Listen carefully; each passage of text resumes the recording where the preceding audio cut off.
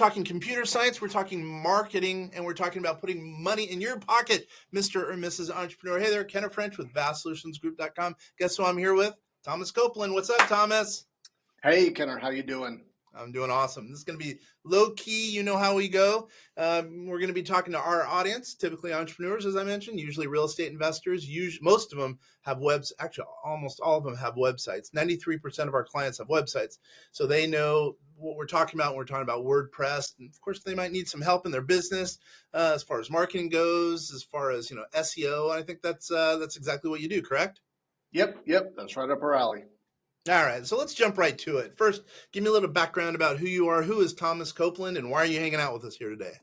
Yep, my name is Thomas Copeland. I run a WordPress web design agency called Webmark. We handle a lot of small business websites, real estate, small business, some e-commerce stores mixed in there too.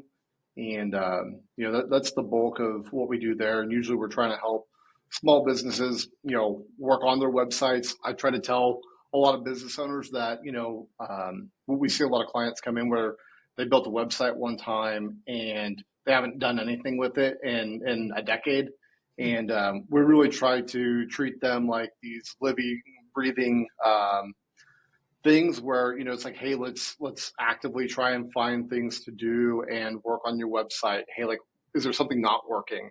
Something we see a lot too is, we'll see a client come in with like this big project or this big idea of like having all these different pages or all these different things going on. And, this project, it'll go on and on and on. Right. Mm-hmm. And, sometimes it's like, hey, sometimes you just need a place for people to come get the info they need and contact you. Right. Like how can we remove these layers of steps to get people to contact you and work with you and get paid, right? Yep, totally. I've learned a few things when it comes to websites. Number one, mm-hmm. social media is probably, for one, you don't own your social media. Facebook, there's mm-hmm. whatever, Instagram, whatever. Your website, for the most part, you own, and you should drive business there because then you own that business per se. Exactly, 100%. Yep. Yeah, we've seen, something we see a lot is, somebody will be running ads on, Facebook, Instagram, Google AdWords, and they'll get, like an account suspension, right? And sometimes those are just automated actions by some robot, and trying to get through to a person to convince them to allow you to spend your money marketing on their platform. Sometimes that can be difficult. And to your point, Kenner, like, we would definitely recommend like, hey, how can you own, your traffic? How can you own, the customers that are coming to your website, and how can you reach back out to them when something comes up, you're not able to on one of these platforms, right? So there's always a concern for that. Yep. And totally. To one of your points, you say, it's good to update your website. Someone told me that the reason Wikipedia is always number one, or up there, I shouldn't say number one, but always up there as far as Google searches, because people are always updating their site. Therefore, mm-hmm. they're going to get more hits on Google, and Google obviously is the big bear in the room. So I would think that's a good thing that you're a part of, is changing people's website on an ongoing basis, maybe daily. I don't know. So it helps mm-hmm. them to get more hits, et cetera, correct? Yeah. Yep. Yeah. I mean, think about these big, companies, right? Or e-commerce websites. They have entire teams spending a lot of time and effort figuring out what color a button should be, and I think that, something for small business owners is, having a trusted partner that can be looking at and evaluating those things for you. And hey, are there opportunities on the website that can help convert people? Or hey, is there marketing you could be doing that's bringing in new traffic, right? I think that's something that a lot of small business owners, they might understand they need a website or this or that, but again, you see a lot of these like one-time builds, and then it's just an afterthought, right? Mm-hmm. And these big companies, they spend a lot of money, a lot of effort fine-tuning all these little things every single day. I mean, if you go on Amazon, I mean, just as consumers, right, we can see those little changes on the mm-hmm. website. You see that over time, and they're spending, probably hundreds of millions of dollars behind those thought processes. And, I think as a small business owner, if you're trying to compete in a landscape where you have, competitors in town, hey, if you're not keeping up to date, or you're not finding ways to, get more traffic or optimize your website, you might be losing out in that battle where your competitor might be focusing on that. Yeah. I think back in the old days, it was a physical building. You had to have a cool physical building, cool real Mm-hmm. estate, Mm-hmm. which might cost you a huge amount of rent or a huge acquisition cost or whatever the case is, maintenance. And now a website you could get for whatever the cost is. It's a lot cheaper than owning Mm-hmm. a Mm-hmm. building. Plus, you can clean it up. You can look like a big company very quickly with a good Very website. That's quickly. why I look at it. Hmm. Yeah, totally agree. Like it's easy to look bigger than you are if you put Um, the effort into it. And sometimes, like if you're coming from, some single page website you built in 19, 99 or something, and that was the last time you looked at it, it can be pretty easy to kind of be looking more up to date. mhm. And to that extent, I think there's also, a lot of businesses that it does become this afterthought. And, looking back at COVID, for example, a lot of businesses went out of business. So something I still see to this day is I'll be looking up like, hey, I need a service for a tree trimmer or something, for example. Mm, And you start looking at like their website and their social media profiles. It's like, well, maybe it hasn't been updated in a few years. And you start to wonder, are these guys still in business? Like, if I mm. should I even reach out to these guys, or do I need to find somebody else? And so I think, not like looking like you're still in business is super important when you've got so many consumers shopping online, right? Mhm, mhm. I totally get it. So let's delve into some website design. What's important? What are let's say the top two things that are important for a website, in your opinion, for a small business owner? Let's say you're a real estate agent, as an example. Yeah, I think two really important things. Like, I mean, if you're just going bare bones and, having something there, showing that you're still around, like having, something we'll do is like we'll have like an Instagram feed on the bottom of the website, for Mm, example, where as they update their Instagram feed, that new post is showing up on the website. And I think, little things like that can add up because they can see, oh, hey, if you're posting stuff like, portfolio or new listings, for example, for like a real estate agent, um, that's going to show that, somebody lands on your website. Hey, this person's, they're active, they're out there working, they're hustling. I want to work with this person. So I think that, and I think that, in an era of AI and bots, I think mm, the more that you can put yourself out there and show like, I'm a mm, real person. I'm not the, like we see a lot of, like faceless websites. And I think people really want to know who they're working with or who they're calling. So I think it's important to, get some messaging out there about who you are, get some like, quality images. Like I still see a lot of websites where, somebody will put up, some old photo they had from, 10 years ago at their wedding or something. And, it's the last time they had a professional picture taken. And, to that extent, right, you can use AI to get yourself a pretty nice, business headshot. So there's no reason to not be having some of that stuff going on your website.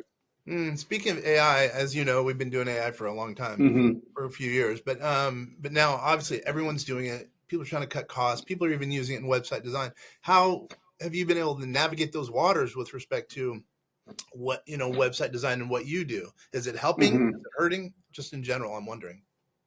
Yeah, I mean, I think across the industry, like, there's a lot of helping, there's a lot of figuring out. Um, SEO, for example, you've got a lot of people trying to use it as this, content writer. And, I think the consensus so far is, hey, you still need a person involved, right? You need somebody that's either training the model you're working on, you need somebody that's editing the content or reviewing the content, making sure it's Mhm. accurate or that it makes sense, there's a question of, does Google start to penalize some of this content over time? So, there's a lot of stuff in the air about it. I think that, it can help speed up in certain situations, but there's also, I think there's, some legal stuff that'll get sorted out in time, hey, like copyright laws, how, do you own your content if it was created by, ChatGPT, for example? Um, I imagine there's probably some, legal cases that come up in the near future that start to address some of that. And Mhm. so I think there's still room for some of those items to get shaped. I Mhm. think as far as, looking at AI and, oh, is this going to replace me? Is it going to replace my job or the Mm-hmm. business I do?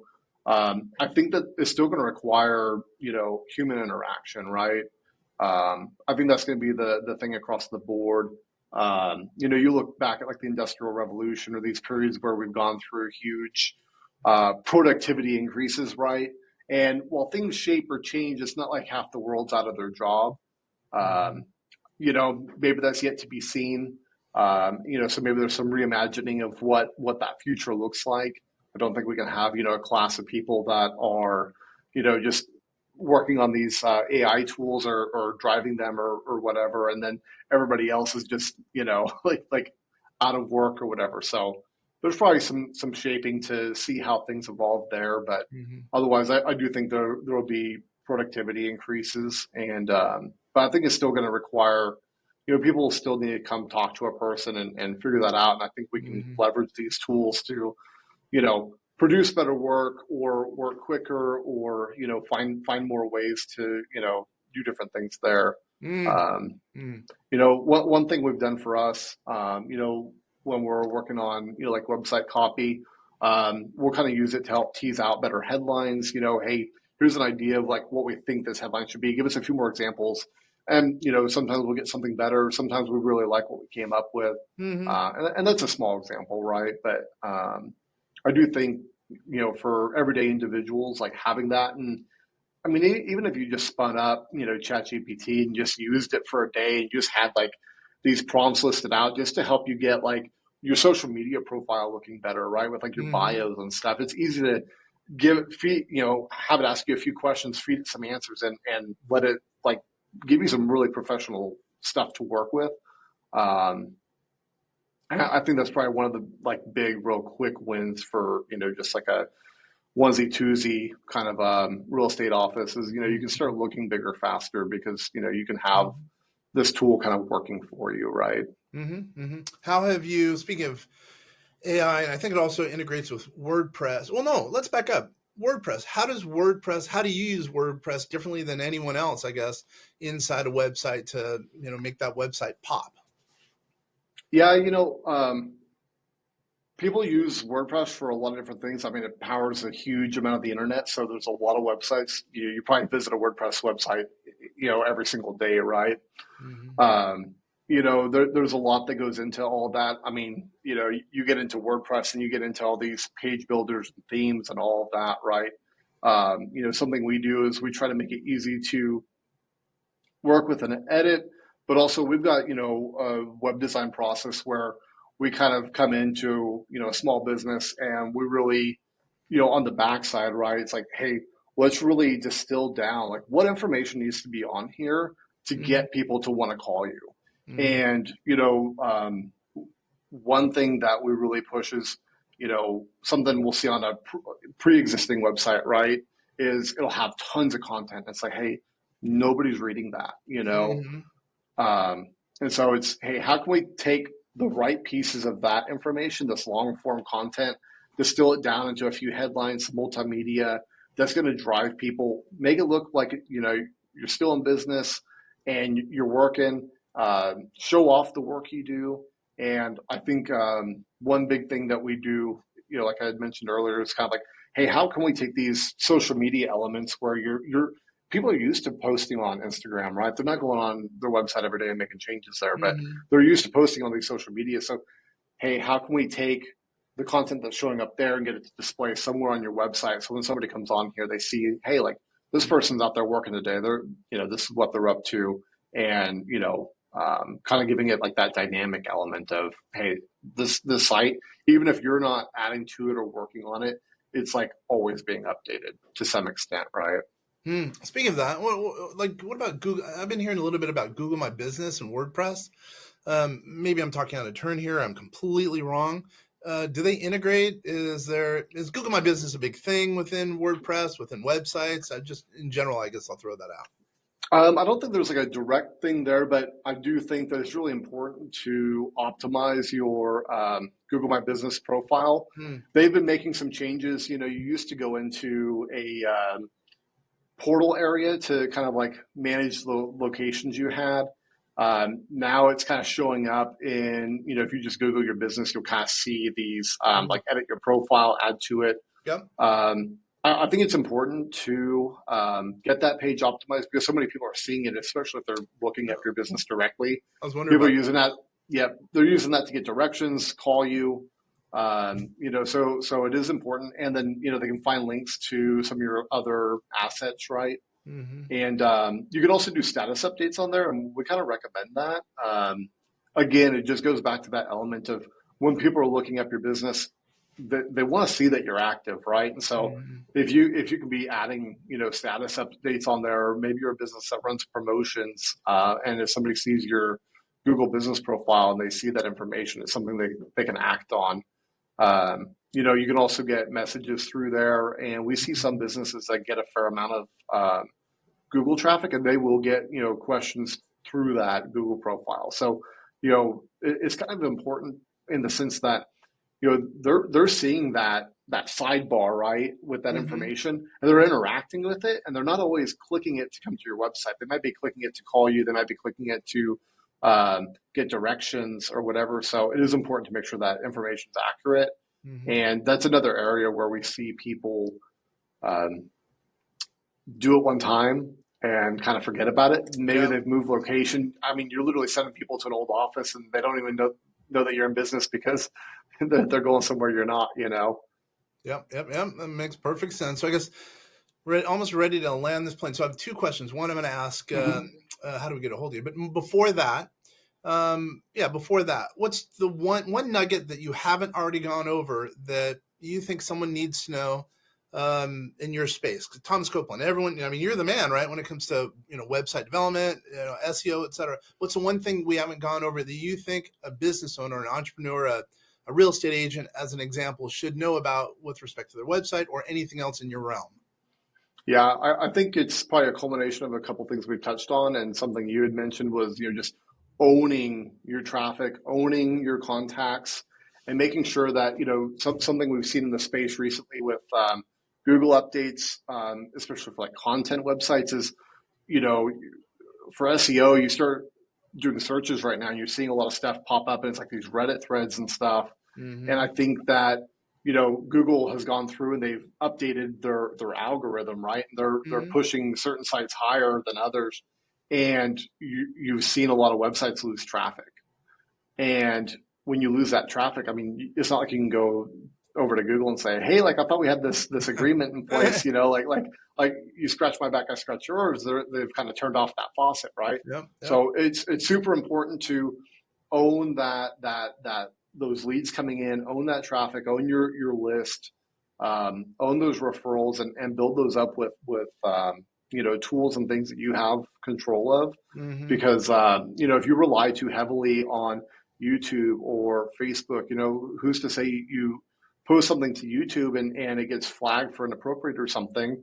And sometimes it's just algorithms, right?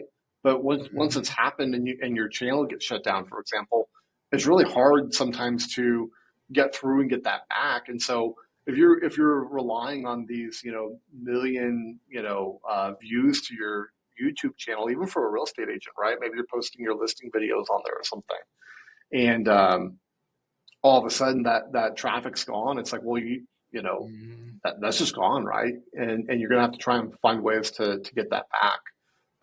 Also think reviews are really important. I think a lot of people don't put enough effort into that. If you've done really good work for a client, get that testimonial and don't just repost it on your Instagram one time, right? Like use that, put it out there. Like that's that's your golden ticket to getting new leads and referrals coming into you. So I think that's really important to take advantage of that, but also reuse that. Like you got this review one time, that doesn't mean you just post it in a little Instagram post one time. Like reuse that, bring it back up. Like always be highlighting, like, hey, here's the results that we get for our clients. So I think that's really important to capitalize on. It. Yeah, that's a really good point. A lot of people don't use reviews, and that's a powerful message. So all right, let's land this plane. So how does someone get a hold of you? Let's say someone wants to get a hold of Thomas Copeland. How do they get a hold of you? Yeah, you can go visit webmarkhq.com and reach out to us there. You can email me personally, Thomas at webmarkhq.com, and we'll be in touch. And how do we spell Webmark? WEBMARK. Awesome. Thomas, thank you, my friend. I appreciate your That's time. been a pleasure. Once again, this is Kenner French signing off. VastSolutionsGroup.com. We're speaking with a vast voice. I appreciate it. Thanks, Kenner. Have a great one. Dude, thank you very much.